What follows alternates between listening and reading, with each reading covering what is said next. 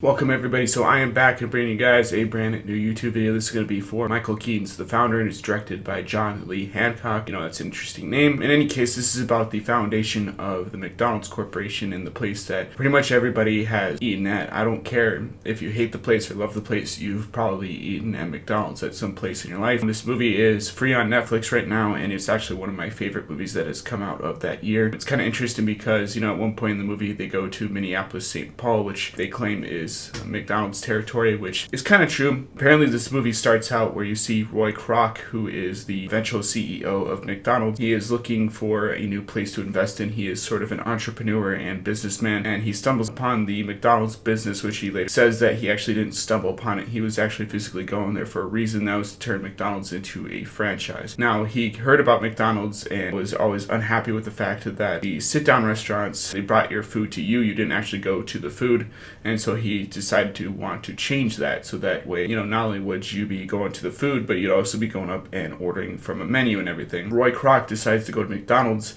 He discovers this place in California, and they only have a few locations, and they later explain to him that they've tried to kind of basically make franchises elsewhere, but they didn't actually go well because of mismanagement or whatever. Roy Kroc stating that, you know, if one place isn't working well, then you should try and hire somebody better, and they said that they did, but they ended up always, you know, mismanaging the place, or things were selling differently there than other places.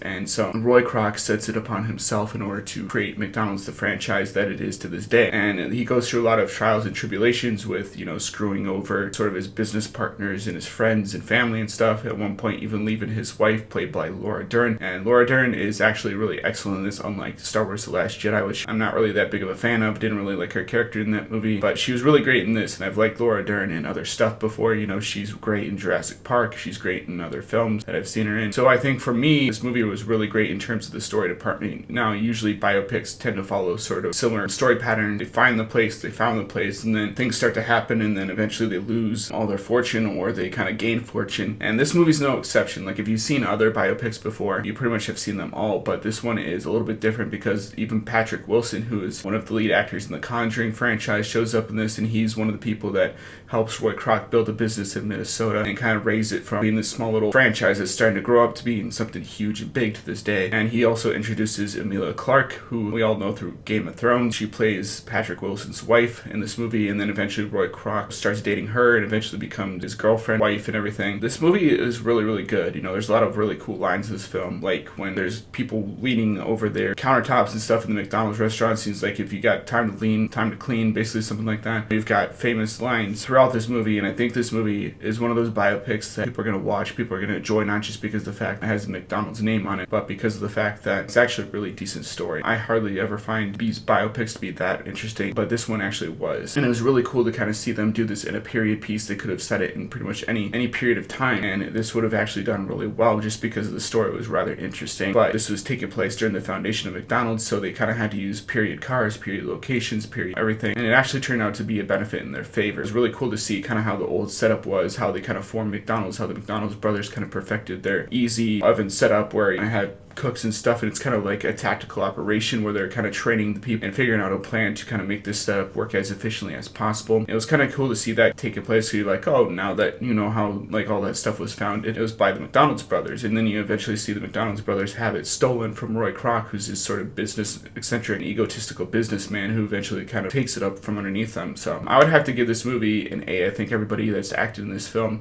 does a really good job in their parts. I think the people who play the McDonald's brothers are really good in this movie. I've seen them in other stuff, and they always act really great in their films. Emilia Clarke, who's in this for not as much as she probably should be, who plays eventually Roy Kroc's wife, is actually really good. Laura Dern does a really good job. At the beginning of this film, you see Roy Kroc and Laura Dern, they're kind of hanging out with a bunch of these business people and stuff. There's this subplot where you see him kind of like start to hate kind of who these people are, and he wants to be so much better than these people, and he doesn't really like hanging out with them anymore. They stop kind of doing stuff with their sort of friend group. He kind of isolates them a little bit, and then he comes back, and then he kind of uses them to invest in his company, which is McDonald's. You kind of see this sort of struggle that everybody pretty much goes through when they're trying to develop a business of, you know, wanting to be better than their competitors. But I do think that this movie definitely does deserve really good rating, so I'm going to give this movie about an A. I think the acting is fantastic. I think the musical score that they chose for this is really great. I think that the one-liners that they have in this movie are pretty memorable. You know, there's stuff that you're going to remember even after you've seen it. This is a movie that you're probably not going to forget just because you see McDonald's everywhere now. now. And it's all thanks in part to Roy Kroc. And whether you like him or not or hate him, he's still a really influential part in the McDonald's Corporation. So I think this movie is going to stand the test of time just because it has a fun sort of premise behind it and everything.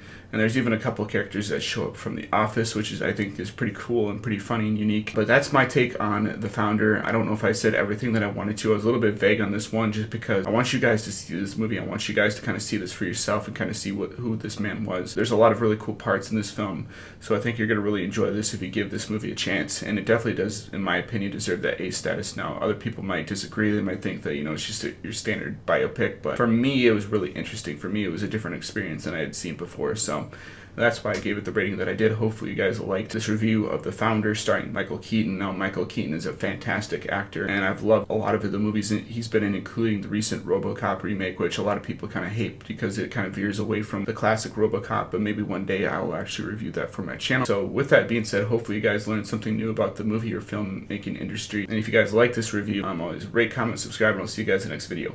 Peace out.